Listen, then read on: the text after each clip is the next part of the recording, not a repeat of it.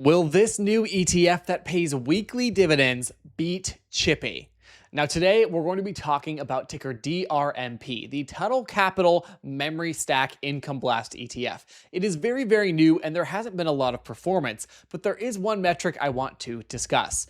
Now, we're going to break it down in comparison to Chippy. It's a YieldMax ETF that is one of their most popular and has boasted not only a high yield, but a phenomenal performance. So we'll be checking in on that one as well as SOXY. If you're new here, my name is Spencer. I talk all about ETFs. I am a data nerd. I absolutely love this stuff, and I've been investing in the stock market for over 8 years and tracking these weekly dividend ETFs since they first started coming out a little over 2 years ago. So we're going to break down more in this video about these income ETFs. And don't forget, if you're interested in this style of content, in passive income and making money with dividends in the stock market, to like, subscribe, and hype this video. And now a dive into ticker DRMP. This fund is quickly becoming YieldMax's flagship. We saw the downfall of MSTY, we saw the downfall of ULTY, and now I think they're utilizing Chippy to get more investors interested in their funds once again. Now, it's their Semiconductor Portfolio Option Income ETF. They have another Semiconductor ETF I will discuss more on in just a moment called SOXY, and that one is a bit safer in my opinion. It does have a lower distribution rate of around 12%. Chippy is boasting a 45% distribution rate.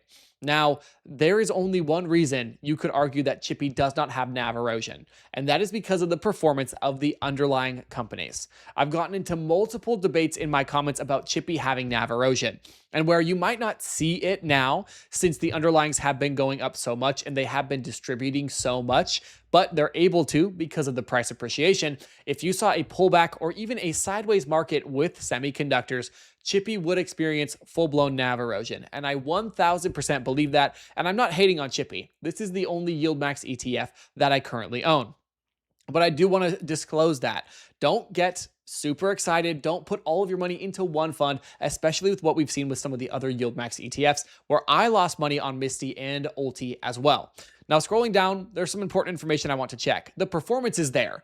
You can't rag on Chippy's performance. 20% in the last month, 50% in the last 3 months, year to date, 72% plus, and since inception, it is up 156.55%.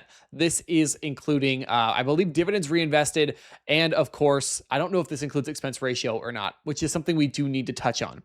Now, they're boasting that this fund has weekly income potential, diversified portfolio. They are selecting 15 to 30 publicly traded semiconductor companies within Chippy. And this is unique because typically they would just utilize an underlying like SMH, which is the growth index, shouldn't say index, growth ETF for semiconductors.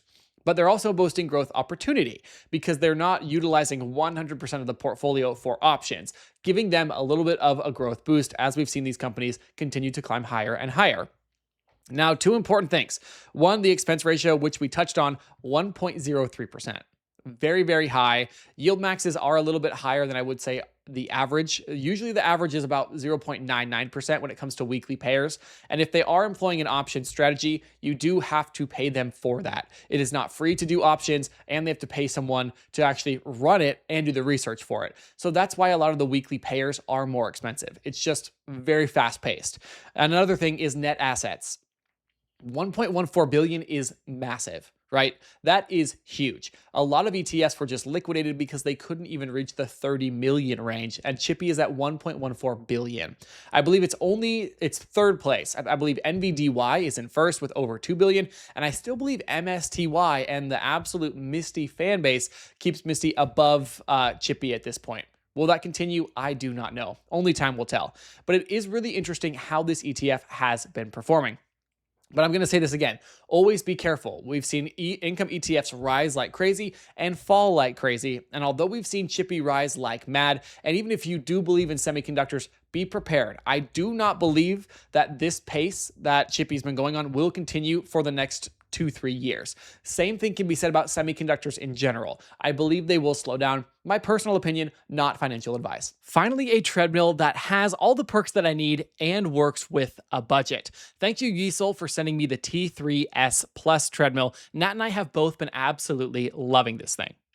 I sit a lot. Throughout the day, I'm working my 9 to 5 and then I'm filming, editing, and researching for content. So this treadmill has been a huge plus and it has a ton of perks. So if you're looking for a treadmill on the budget, don't forget to use my code in the description and the pinned comment. It has everything I could ask for with a treadmill. It's got incline, of course, it has different speeds, and it makes it really simple to track your progress as you're doing your workout. Now, on top of that, you can screen mirror, which I think is one of the best use cases for this treadmill because I have everything already logged in and everything is being pulled directly from my phone. It tracks all my progress within the workout while I'm doing all my research.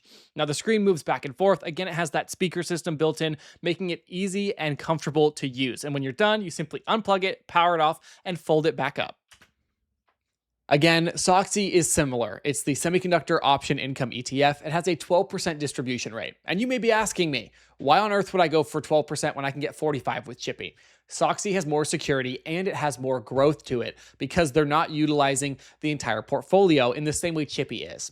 So to break this down, when they're generating options income, they have a target rate that they are going for.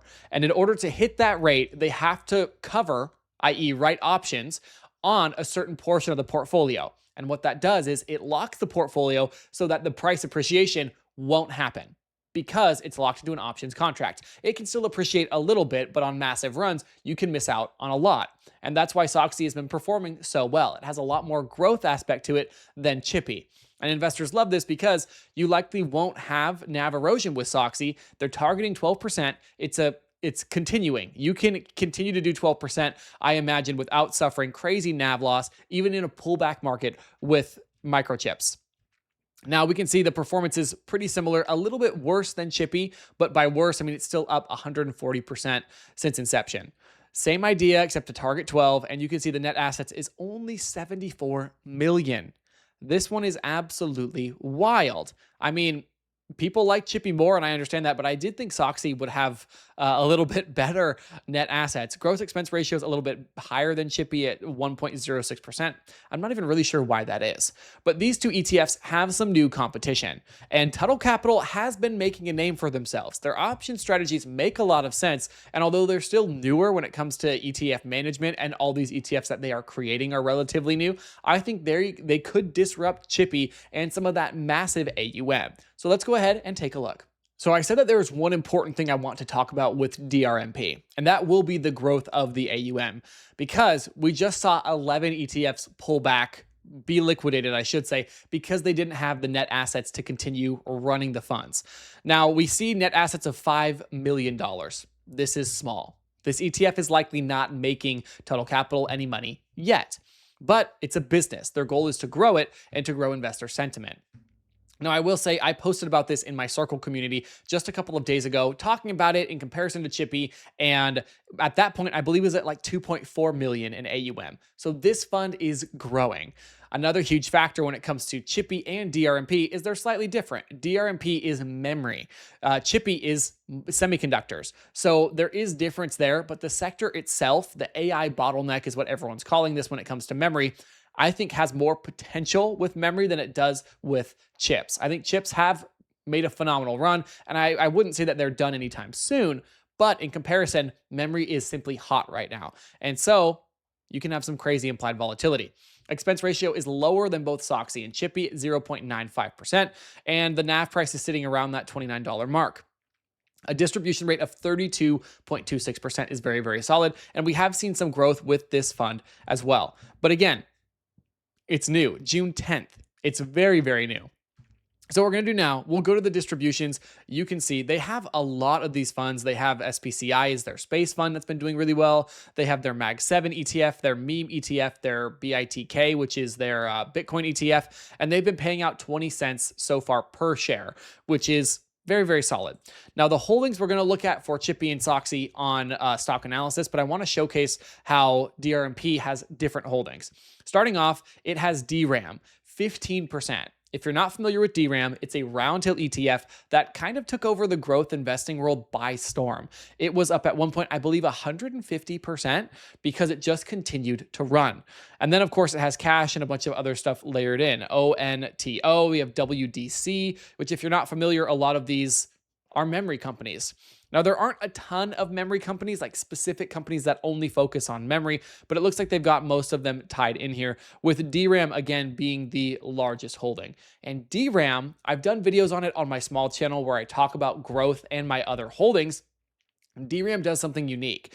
It only holds, I believe, 10 or 11 companies, but of those companies, three of the largest positions, you cannot buy on US stock markets. Something like Samsung, which is not available for us to purchase in directly, SK Hynix, and a couple of other ones. And then, of course, SanDisk, which you can buy and is up over like 3,000%.